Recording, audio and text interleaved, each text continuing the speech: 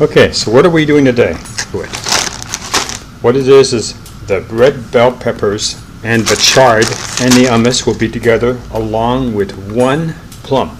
Alright, but first we're going to build this. Come and watch and see how I put this together.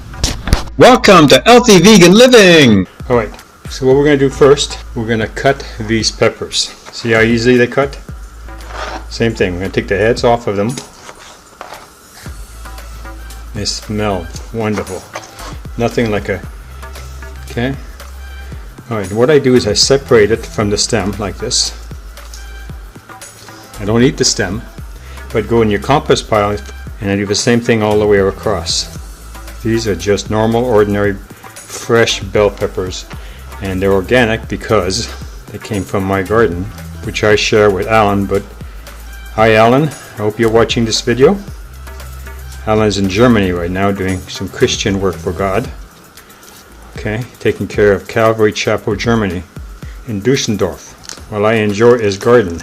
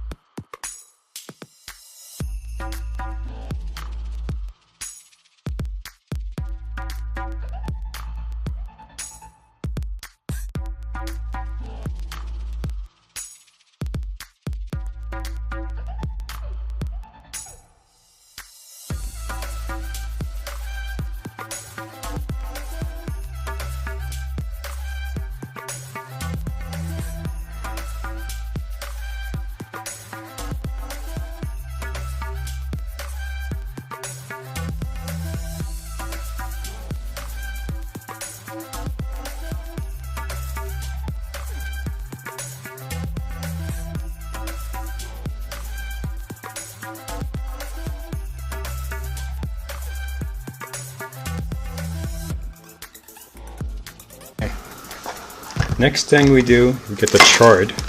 Don't need very much chard, there's only 3 of them, 3 peppers to do.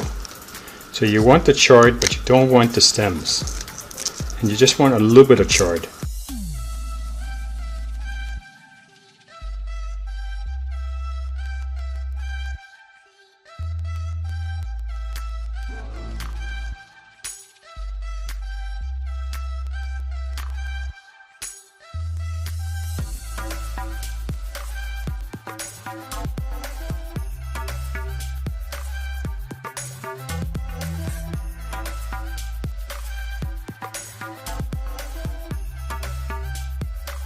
Next we're going to use pine nuts.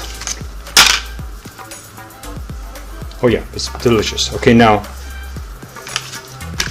this pine nut, roasted pine nut hummus, is very, very mild. So it's not the same as a sambra. Some sambra? No. As sambra roasted bell peppers, but it does have tahini in it. And let's see if I can read you the ingredients. You need that to be able to hold the sauce together as you're pouring it inside of the peppers. It's got garbanzo beans, salt, soybean oil, tahini, and it's the highest of the list, so there's more tahini in it than at the end of the list. Canola oil, water, salt, pine nuts, lemon juice concentrate, garlic, citric acid, as red bell peppers. These no in the center, and we're not touching that. We're just going to touch the pine nut, the side by itself. Not a real science to this, but this is 1 tablespoon. You're going to grab 1 tablespoon, like so. And you're going to put it on top.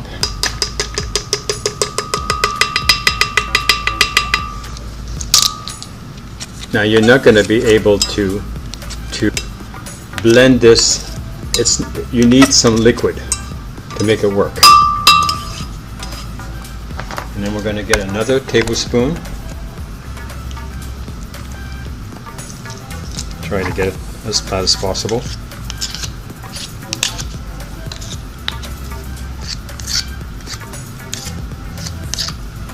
and then you're going to put it into your blender.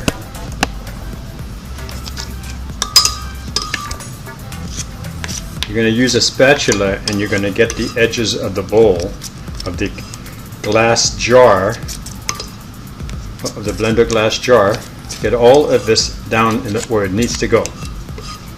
Now if you don't have, and you have some tahini, just use a tahini.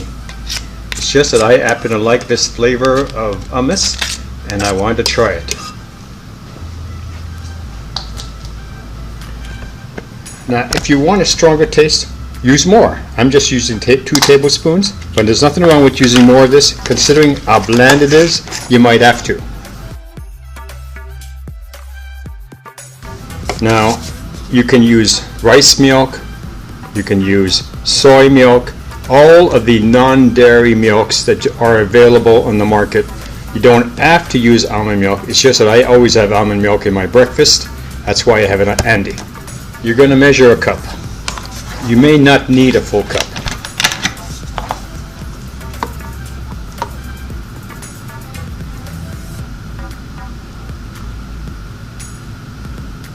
Yes, it's not a full cup. Okay, I'm going to move the blender towards you, like so. You're going to pour about half of it, or roughly. Maybe a third. You're going to see what I mean. Put the cover back on, make sure that it's tight. Oh. So you have to use the side of the jar to be able to you have to make sure this is in. And you're going to be using the spatula on the side anyway. Okay, so put the cover back on and you're going to pulse it. Now in the video, the pulse is going to start and end. I'm not going to show you the entire pulsing because who wants to listen to that for a few minutes?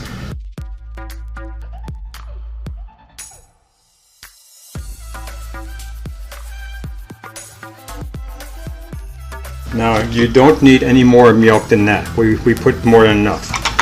Now you're just going to scrape in the ends, make sure that all the parts. Now what you want this sauce smooth. And there's enough sauce here for other things. The milk that you didn't use, you're not going to pour it back in there. You're just going to stick it in the fridge or in a container. And you're going to use it in your morning cereal. Or if you have more cooking that you need milk, then you would use it in that. You never, once you pour it out, ever pour it back because you could contaminate the entire milk. Alright, so this will be used tomorrow morning. Alright, so the next thing we're doing, we're going to be pulsing this. While that's being pulsed, we're going to cut open the plum.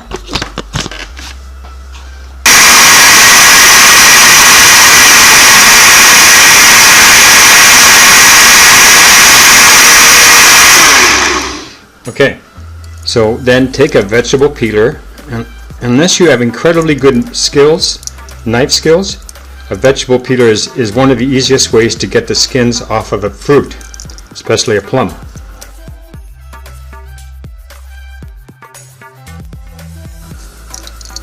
Now, take the pit out.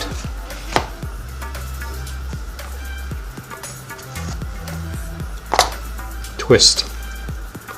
Pull. Being a little difficult, this one.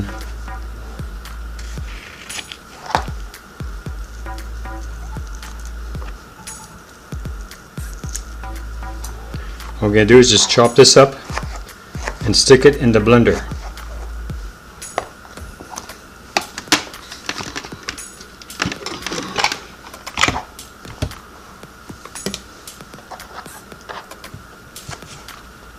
If you're not sure, you got brown spots, don't put it in.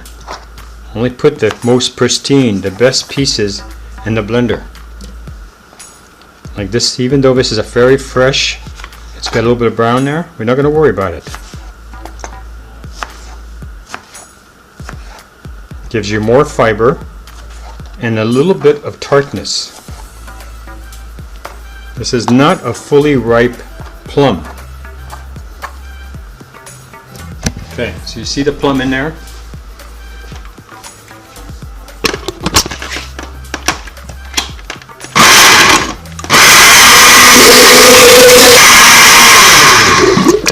It's finished.